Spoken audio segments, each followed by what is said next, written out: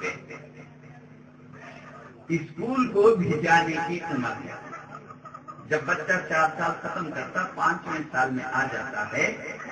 آج بھی اب تو خیر کمانے کے ذریعے ہیں، بچہ 2 سال کا 3 سال کا ہو جاتا ہے تو جبھی سے اسکولوں میں لیتے ہیں، لیکن اس کو کیا کرتے، کھلاتے سلاتے، خالی اسکول کو آنے جانے کی عادت کے لیے فیس لینا ہے ان کو، ورنہ اصل تعلیم کی بچہ ماں کا گود چھوڑ کر پڑھنے کے قابل ہوتا ہے تو 5 سال۔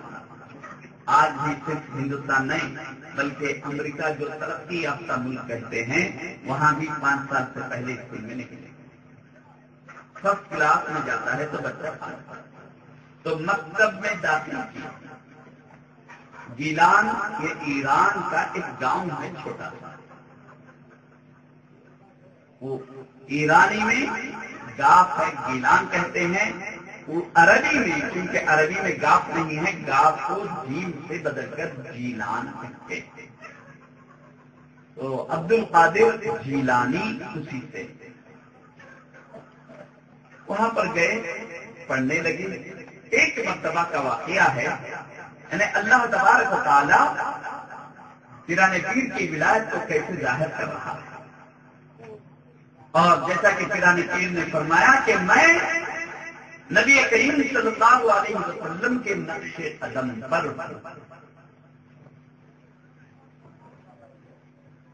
اولیاء اللہ سے خلاف عادت، عقل میں نہیں آنے والی چیزیں اگر اولیاء سے صادر ہو تو اس کو کرامت کہتے ہیں، اور انبیاء اکرام سے اگر صادر ہو تو اس کو معجزہ کہتے ہیں۔ تو سامعین کرام، نبی کریم صلی اللہ علیہ وسلم جب 10-12 سال کے تھے، ملک شام کی طرف آپ کے چچا سفر کرنے لگے۔ سفر میں نبی کریم صلی اللہ علیہ وسلم بھی تھے، نستورا راہب نبی کریم صلی اللہ علیہ وسلم کے جو علامتیں انجیل میں بتلائے گئے اور اس مقام سے وہاں سے گزرنے کا وقت بتلایا گیا، تو وہ راہب اپنے چیلوں کو بھیجا کہ خدا مقام پر مکہ مکرمہ سے ملک عرب سے ایک قافلہ آیا ہوا ہے، اس کو دعوت دو، لے کر آؤ۔ لوگ بلا لیے گئے۔ ابو طالب نبی کریم صلی اللہ علیہ وسلم کو اپنے سامان کے پاس سامان کی حفاظت کے لیے چھوڑا ہے۔ راہب نکلے اور پورے لوگوں کو دیکھے تو جس چہرے کو وہ دیکھنا چاہتے تھے، جن کی تاریخ انجیل میں آئی، وہ چہرہ نظر نہیں آتا۔ تو راہب پوچھنے لگا کہ کیا پورے لوگ آ گئے؟ تو اس پر ابو طالب چچا نے کہا انہیں ایک بچہ ہے وہاں پر چھوڑ آئے ہیں سامان کی حفاظت کے لیے۔ تو راہب کہنے لگے کہ آپ کا سامان کچھ نہیں جائے گا، اور آپ کے سامان کی چھوٹی سی چھوٹی چیز کی بھی میں ذمہ داری لیتا ہوں، اس بچے کو بھی بلا لیں۔ بچہ آیا۔ وہ بچہ کون ہے؟ نبی کریم صلی اللہ علیہ وسلم۔ ابھی نبوت کا اعلان نہیں ہوا، مکے والے محمد عربی صلی اللہ علیہ وسلم سے جانتے ہیں، محمد رسول اللہ کا اعلان نہیں ہوا، وہ تو ابھی بچہ سمجھتے تھے۔ بلکہ جب ابو طالب اپنے ساتھ سفر میں رکھے تو لوگوں نے کہا کہ تم چھوٹے بچوں کی بات سن کر سفر میں رکھتے ہو، سفر میں کتنے مشکلات ہوتے ہیں، کتنے پریشانیاں، کتنے دشواریاں ہوتے ہیں، بڑے لوگوں کا چلنا ہی مشکل ہو جاتا ہے، تم بچوں کو کیوں ساتھ رکھتے؟ لیکن ابو طالب حضور کو چھوڑنا گوارا نہیں۔ پورے لوگ ایک جھاڑ کے نیچے بیٹھے ہوئے، جھاڑ کا سایہ تقریباً مکمل ہو گیا۔ کچھ دیر بعد نبی کریم صلی اللہ علیہ وسلم آئے، دھوپ میں بیٹھ گئے، جدھر جھاڑ کا سایہ نہیں تھا ادھر بیٹھ گئے۔ جیسے ہی آپ اس مقام پر جلوہ افروز ہوئے، تشریف رکھے، جھاڑ کا سایہ ایک دم پلٹ گیا، جو سایہ ادھر تھا اچانک ادھر ہو گیا تو لوگ پریشان ہو گئے. اگر کیا چیز ہے کہ انہوں آتے ہی جھاڑ کو کیسے پتا چل گیا کہ جھاڑ ان کا احترام کرنے لگا کہ جھاڑ ابھی تو ادھر سایہ دے رہا تھا اور پلٹ کر ادھر سایہ دینے لگا. نعرہ تکبیر، نعرہ تکبیر، نعرہ رسالت، نعرہ رسالت. سامعین کرام، نبی کریم صلی اللہ علیہ وسلم ابھی بچے ہیں، نبوت کا اعلان نہیں ہوا تو ابھی سے ایسے ارحامات، ایسے معجزات ظاہر ہو رہے ہیں کہ اہل عرب کو بتلا رہا ہے اللہ تبارک و تعالیٰ، تم جس کو بچہ سمجھ رہے ہو وہ عام بچوں کی طرح بچہ نہیں ہے، بلکہ یہی بچہ کل تمہارے مقدرات کو سنوارنے والا ہے، اسی کی وجہ سے تمہاری قسمت بدلنے والی ہے. یہی بچہ کل تمہیں جنت میں لے جائے گا. سامعین کرام، نبی کریم صلی اللہ علیہ وسلم کے بچپن میں یہ واقعہ پیش آیا تو ادھر دیکھیں پیران پیر اسکول کو جا رہے ہیں. اتفاق سے ایک مرتبہ جماعت میں اندر جگہ نہیں ملی، دروازے کے پاس ہی بیٹھے، دھوپ میں بیٹھے، غیب سے آواز آ رہی ہے عبد القادر کو جگہ دو، عبد القادر کو جگہ دو. آواز دینے والا کوئی نظر نہیں آ رہا. بچے پورے پریشان. پہلے تو بچے دیکھے نہیں تھے، جیسے یہ آواز آئی تو سب پلٹ کر دیکھنے لگے. معلوم ہو گیا کہ عبد القادر کون ہے اور استاد بھی سمجھ گئے کہ یہ عبد القادر جو آج میرے سامنے بیٹھا ہوا ہے، ارے اس کا نصیبہ تو بہت بلند ہے، اس کا ستارہ تو اوج پر ہے، آج یہ میرا شاگرد ہے، لیکن کل یہی بچہ یہ اعلان کرنے والا ہے قدمی ھذا علی رغبت کل ولی اللہ، میرا قدم ہر ولی کے گردن پر ہے. تو وہ استاد ان کے ذہن میں بھی، ان کے دماغ میں بھی پیران پیر کا مقام و مرتبہ، ان کی عظمت بڑھ گئی. وہ نہ صرف اس وقت سامنے بلا کر بٹھائے بلکہ اس کے بعد سے پیران پیر کے لیے جگہ مقرر کر دی گئی کہ آپ آئیں تو یہاں پر.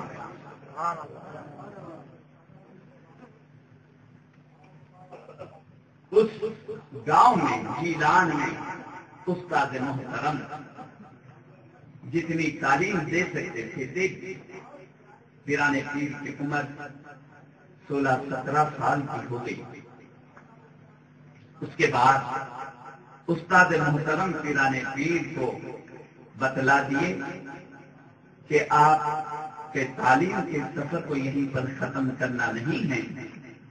اللہ تبارک و تعالیٰ نے آپ کے قسمت میں بہت زیادہ علم رکھا ہے، آپ کا مقام و مرتبہ بہت بلند ہے، آپ کو بہت آگے بڑھنا ہے. یہاں پر تو تعلیم ختم ہو گئی، آپ آگے کی تعلیم کے لیے بغداد چلے جائیں. بغداد علم کا مرکز ہے، علم کا شہر ہے. بغداد ایک ایسا شہر ہے، ایسی یعنی کیپٹل سٹی ہے کہ پورے دنیا کے لوگ وہاں پر حصول علم کے لیے آتے ہیں. اگر آپ کو محدث بننا ہے تو بغداد جانا ہوگا، مفسر بننا ہے تو بغداد جانا ہوگا، اگر فقیہ بننا ہے تو بغداد جانا ہوگا. نہ صرف یہ کہ اگر آپ کو ولی بننا ہے، ولایت کے مراتب پر فائز ہونا ہے، اگر آپ کو اعلیٰ درجے پر پہنچنا ہے، اللہ کا قرب حاصل کرنا ہے، تب بھی آپ کو بغداد جانا ہوگا. بغداد صرف علماء ظاہر کا شہر نہیں ہے بلکہ اولیاء باطن کا بھی مرکز بغداد ہی ہے. ذہن بنایا گیا ہے.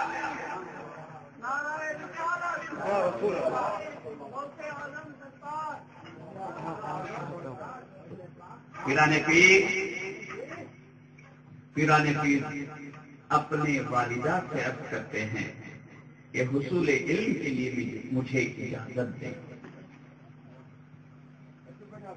غوث اعظم رضی اللہ تعالی عنہ یہ بڑے ہیں، ان کے اور ایک چھوٹے بھائی تھے، دونوں ہی بھائی تھے.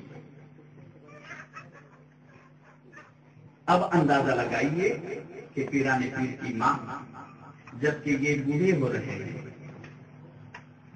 پیران پیر کی ضرورت ہے گھر کو، بیوہ ہونے کی وجہ سے گھر کا باہر کا تمام کام انہیں کو کرنا ہے، لیکن پیران پیر کی ماں کون ہے؟ کوئی عام عورت نہیں ہے، شادی سے پہلے ولیہ بن چکی تھی۔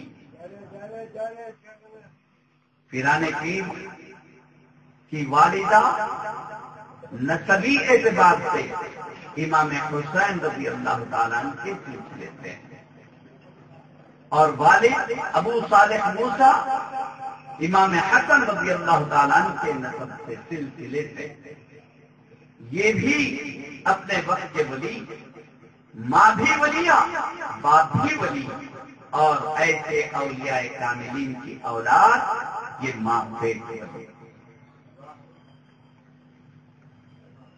پیران پیر کی والدہ اجازت دے دی،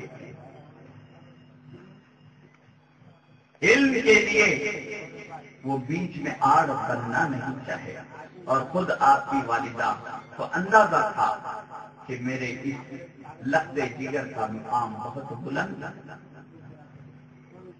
لیکن جاتے وقت ایک تاکید، ایک نصیحت کی، بیٹا تم پر کیسی بھی مصیبت کیوں نہ آئے کبھی جھوٹ نہیں کہنا، سچ کو اپنے ہاتھ سے جانے نہ دینا، کبھی جھوٹ نہ کہنا۔ اس نصیحت کو، اس وصیت کو پیران پیر اپنے گرہ میں باندھ لیا، اپنے ذہن میں اچھی طرح بٹھا لیے، اور امی جان کو خدا حافظ کہہ کر نکلتے۔ اب اندازہ لگائیے کہ گھر کا چشم و چراغ، پورا گھر کا کام کرنے والا لڑکا جا رہا ہے، تو اب پیران پیر کے ماں پر کیا نہیں گزر رہی ہوگی۔ یہ پیران پیر کا واقعہ ہم لوگوں کے لیے جن کی اولاد ہے، ماں باپ کے لیے بہت بڑی نصیحت ہے کہ علم کے لیے تم صرف رحمت آباد میں رہ کر بچوں کو اگر تعلیم